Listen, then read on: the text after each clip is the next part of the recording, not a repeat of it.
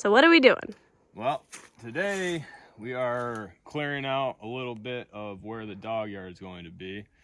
So here is our future cabin. So this is the cabin we started to build last year. And it's not ready to move in, but today we're gonna be moving over here in the next couple weeks.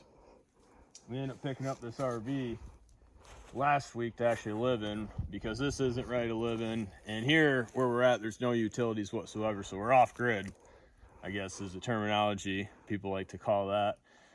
But so we're gonna be over here in the next 2 weeks. We got 16 dogs now, so we got a few new dogs we'll do introductions on. But as you can see, there's no dog yard here.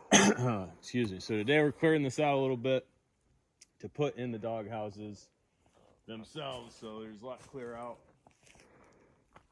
And the ground's still pretty frozen. Yesterday we came over here, we were able to set one pole, attempted to set another one, and the ground's still frozen, too frozen for it to go in. But I mean, yesterday there was a good 2-3 inches of snow everywhere here. It melts fast. Now that we're getting these longer days, I mean, the sun is up. I got up about 4:30 this morning and the sun was up already, so the days are getting longer really quickly. All this is melting really fast, so in a week from now, this will look completely different. This will be completely dry. We'll be able to set all this. So that's why we're trying to clear it out as much as possible. And the more we get cleared on, the more sun will hit it, the faster it'll dry out and allow us to set these poles. But yeah, so today we're just trying to clear this out a little bit. There's a whole bunch of fallen dead wood we gotta clear out. Our old brush piles.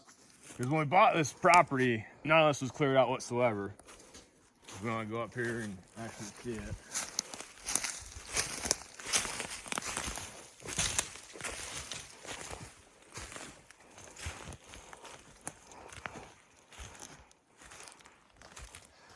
So I mean, all this looked like that. So we cleared all this, actually put a gravel pad in, and got another pad up there. Because initially when we were actually clearing all this out, we started going that way and basically hit a roadblock, so kind of scooped it back this way. So that kind of works out where we had that cleared out for a future garage, but now it'll be our home for the next couple months until we actually finish this. So we basically got the shell up last summer, and then August, September rolled around and all this came to a screeching halt, and it was just mushing and training all winter long until basically right now, because all the snow's starting to melt. There was still snow on the ground, we'd still be mush. Today is what? April 27th. So don't watch the passcode to get in here. That was a joke. So right now this is our storage unit basically. So this is going to be our future home. So this is a 20 by 30 cabin.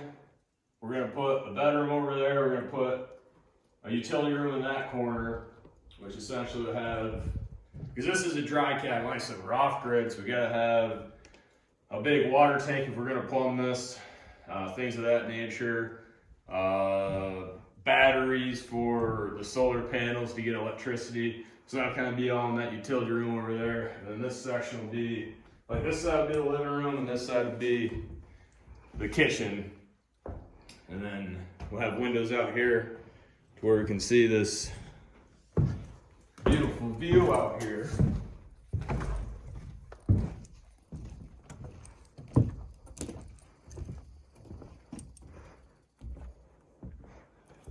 Which we're gonna drop a few more of these trees. We're trying to save as many of these trees as possible because these spruce trees take a long time to grow here. And I mean, you look around, I get questions all the time from some of my tour guests asking how old these trees are. We'll be driving somewhere and be like, has a logging company came through here or something, cut down all these trees? Because they're not that big, they're not that tall, but these are about as big as these spruce trees get. We got some further deep in the property. We can actually, you can't even wrap your arms around them, which is really hard to find now with these spruce trees, because any of those spruce trees 100 years ago, when people were coming up here for firewood, for building cabins, all those got cut down in and around the Fairbanks area. So we're a little bit further out, so we still got some of those old trees. But I mean, those big ones, those are 200, 300, 400 years old easily. Some of them can be, because of how slowly they grow and the limits of their growth because of the permafrost here. Their root systems actually grow outward instead of downward. I just go on these tangents about everything. But yeah, so that puts a limit to how big they can get, though. So that's why we're trying to save a lot of these trees. But on the other side of that, this area is prone to forest fires. All of Alaska is. We had one relatively close last year, so we want to kind of get a little fire break to the cabin itself. So we're going to drop some more of those, get some a little bit better view. We still don't really know if we can even see the range from here, because we're a little bit down in the valley here. The guys above us can see it on a clear day. The Alaskan Range, which is a 500-mile long mountain range to our south. And in Fairbanks on a clear day, you can see it, and it's absolutely gorgeous.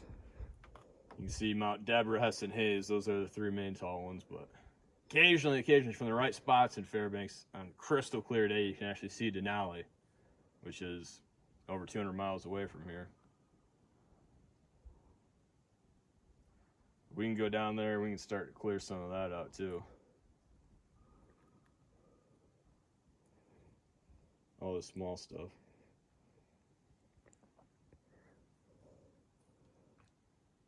So that's what we're working on now.